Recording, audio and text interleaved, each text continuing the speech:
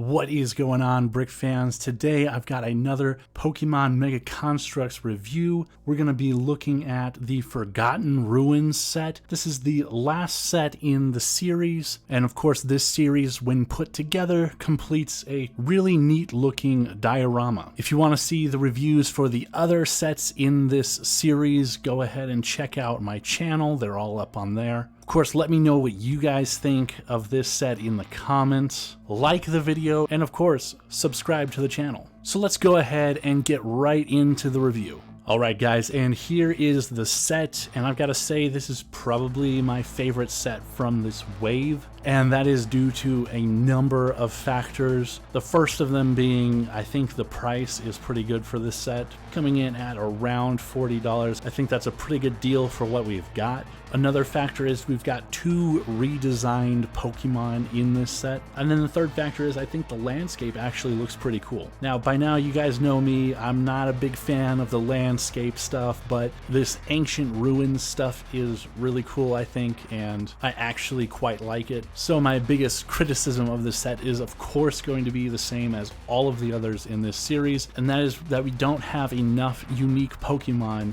in this set. Of course, this set in particular has 0 unique Pokemon. We've gotten all these guys in previous sets. I'm sure every one of us could think of at least 20 Pokemon that would go better in a Forgotten Ruins set than the Pokemon we have here. So that's going to be where my biggest disappointment lies. But as far as this set goes, we've got some play features here. We have a spinning directional sign right here. You can make those arrows go any which direction you want. I don't know why this fire spins, but it does. Of course, the bridge can be lifted up, and we've got a little thing for Omanite to go forward. And that actually probably looks better with the bridge down. So that's what we got for play features in this set. I'm not a big fan of these kinds of things. As far as the landscaping goes, I think this set is perfect. There isn't really anything that I would want to be changed in the landscape. These pillars, while they aren't unique, of course all 3 pillars are the same, they are actually really nicely built, and the way they are angled makes it look like they might be unique. The pillars were definitely the most enjoyment I got out of building this set. And of course, let's not forget to mention we have a bench here. I don't know why we have a bench in a Forgotten Ruins, but it's there. So with all that out of the way, let's go ahead and take a look at the Pokemon. So we'll go ahead and start off with comparing Cubone to its original look. Now, Cubone has come a long way, and this original Cubone came out in 2017, and that was in the Pokeball Series 2. So as we can see, the new Cubone has more accurate colors to the character. We have a different kind of back structure, different tail.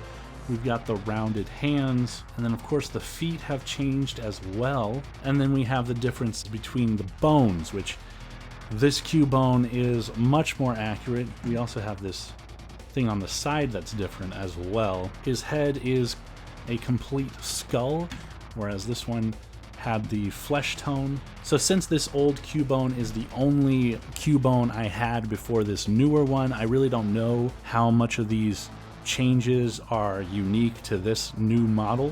I know they've come out with maybe 2 Cubones since this original one. I know for certain that the bone that he's holding is not new. That came out in at least one of the previous versions. But overall, this for me is a new model for Cubone, and I actually really like it a lot. Now, while Cubone got the most changes, Omanite actually got some really cool changes to his model, and although there are fewer changes with him, I think he looks great. So the first change is we've got longer arms, and then the most noticeable change is going to be with his shell. We have a lot more detail with each of the pieces that make up his shell, and it looks great on him. Of course, this new model is much more accurate to the character, and even though that is the extent of the changes that we got, this model looks great. So in terms of a cost analysis, for me, I would not have gotten this set if I did not have this channel, to be honest. While the landscaping does look great and I really do like it, that alone would not be enough for me to get this set. I am not a landscape guy.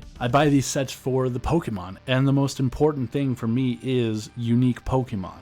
Coming out with sets that have new Pokemon is going to be very important for Mega Construx. I really don't know what their thinking is behind their releases, but at some point they're going to need to start pumping out new Pokemon like crazy. Personally, I'm getting fed up of seeing the same old Pokemon come out wave after wave.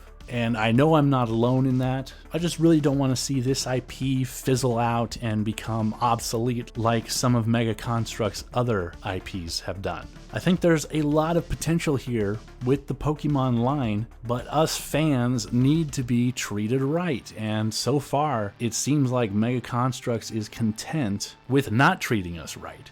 And personally, I'm not asking for every set to have all new Pokemon. A set like this, I would have been fine with having 2 of the 3 be new Pokemon. Point is, just give us something new. So guys, let me know what you all think of this set. Of course, liking the video helps it out a lot in terms of getting it out to new faces. And if you're new here and want to see more Pokemon Mega Construx content, be sure to hit that subscribe button.